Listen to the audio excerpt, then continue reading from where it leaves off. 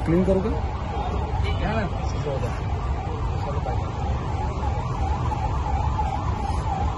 आता मागे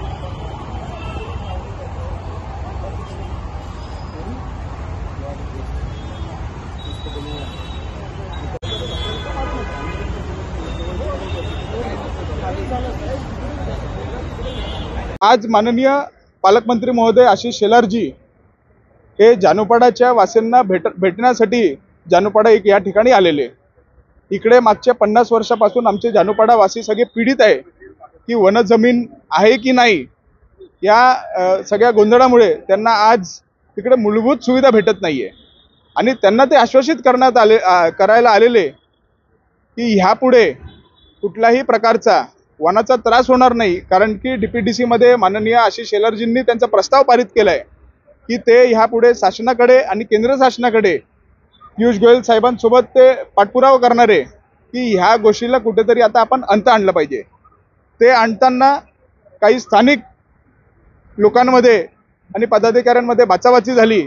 आता हा पक्षाचा आमचा अंतर्गत विषय असून पक्षांनी आणि पक्षाच्या श्रेष्ठींनी मला आश्वासित केलंय की याची दखल त्यांनी घेतली आहे आणि दखल घेत असताना त्यांनी आश्वासित केलं की ह्यापुढे उचित ती कारवाई हे पक्ष करणार आहे।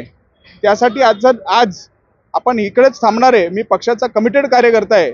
मागच्या 17 वर्षापासून मी भारतीय जनता पार्टीसोबत काम करतोय आणि जे घडले ते पक्षाच्या सगळ्या पदाधिकाऱ्यांच्या समोर घडले, म्हणून मला काय पक्षाला काही जास्त सांगण्याची आज आवश्यकता राहिली नाहीये।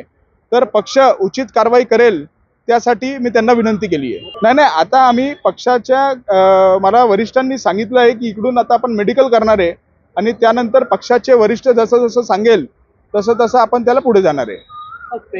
काय राग असावा काय नाही असावा, जे ज्यांनी केलं ते सगळं मला वाटतं तुम्ही सगळे मीडियावाले पण तिकडे होते, त्यांच्या समोरच झालंय।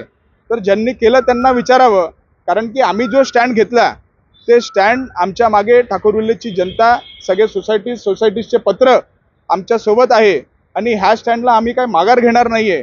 ठाकूर विलेजला फेरीवाले मुक्त करण्यासाठी त्याच्यामध्ये काही फेरीवाल्यांची पण मक्तेदारी हे खूप तिकडे वाढलेली आणि त्यासाठी आपण खंबीर प्रकारे लोकांनी मागच्या महिन्यामध्ये मोर्चा सुद्धा काढलेला आणि लोकांचा एवढं सगळं मोर्चा वगैरे होऊन पण ते जात नव्हते। परंतु आता मी BMC आणि पोलीस प्रशासनाला धन्यवाद देतो की त्यांनी उचित ते कारवाई करून आज ठाकूर विलेजला कुठेतरी फेरीवाला मुक्त करण्यासाठी त्यांनी खूप मेहनत घेतली आहे आणि आमचा त्यांना धन्यवादच आहे।